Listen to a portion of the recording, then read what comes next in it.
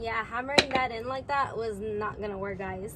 Welcome back to another vlog. This is a continuation from the last vlog, and I already got one axle carrier on from the passenger side. Now, I was struggling, and the whole night I was trying to hammer this lower control arm into the base of the carrier because it is a tapered stud, so it keeps moving around, and I was not able to bolt it down. And I was thinking, okay, well, technically I can use a press. So this is how the press looks like. It is sold by Maddox. And if you did notice right there, it says 2-wheel drive, 4-wheel drive vehicles. So the attachments are pretty huge, guys. The only thing that I really needed to use from this kit was this flat base plate right here, which actually pressed behind the lower control arm. And then I used a regular socket to press from the inside, covering the stud. And literally within the first press, I got it through. I seen that the stud didn't move anymore. I unattached it, and then I just drilled the nut onto it, and it worked. So I haven't torqued anything down, and then I still have to work on the e-brake parts. So that's actually what I'm gonna work on right now. But I am so glad that it worked. And if you guys have any other suggestions on what you would have done to get that to go into the base of the axle carrier, let me know in the comments down below, because I mean, I did spend some time trying to like hammer it in, so that didn't work for me. I want to have a head start on the driver's side before I finish up the passenger side.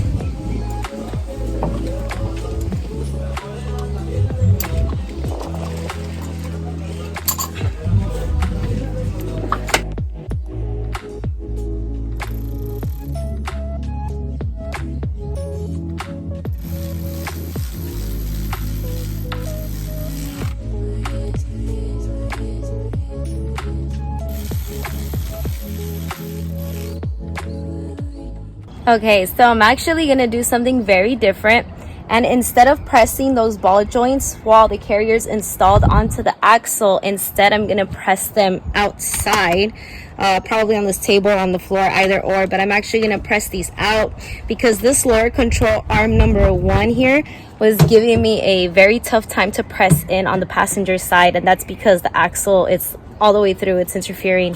So I didn't really have a lot of room and space. I made it work, but I think it is a lot easier to just do it right here on the table and then install that onto the axle, and then, you know, it'll probably be smooth sailing from there. So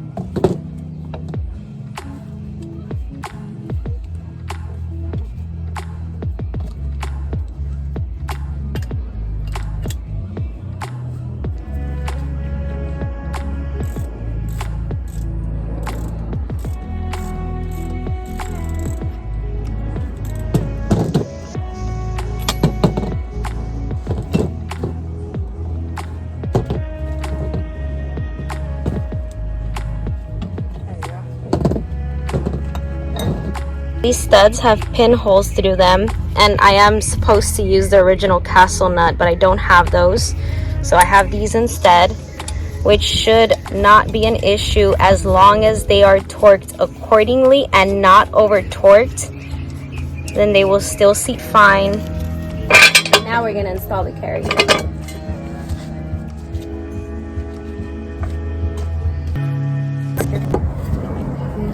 Just a little bit. It's gonna be like right here. The ball joint on the upper control arm started spinning. Let's see if that helps. No. Oh, we're gonna have to. Oh, that one's gonna be a toughie to press.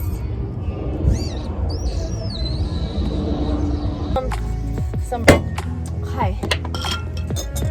Let's see. Okay, it's not spinning. There we go, as straight as possible. It lines up with that match mark right there. and that means it's neutral. It shifted a little bit, huh? Okay, hold on, no worries.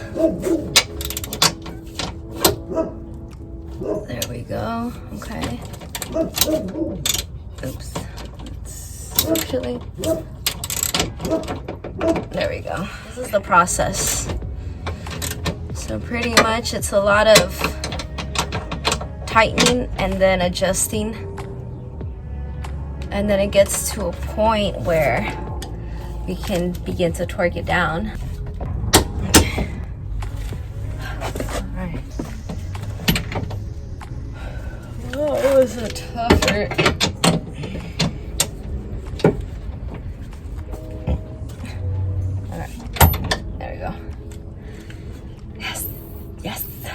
Okay, now let's do the other side. They are both adjusted and they are both torqued down.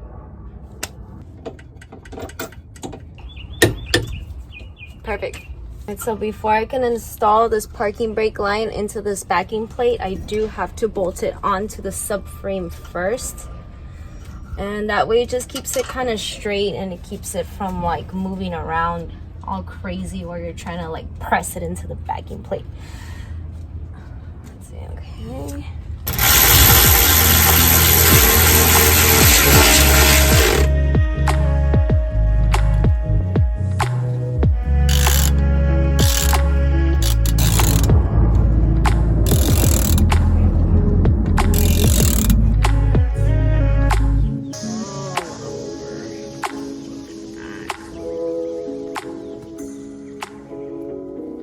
Guys, I gotta be honest with you. Parking brake components are just a pain in the butt to work with. Doesn't even matter if it's to disassemble or install, either or, you know, you have to get the pin and the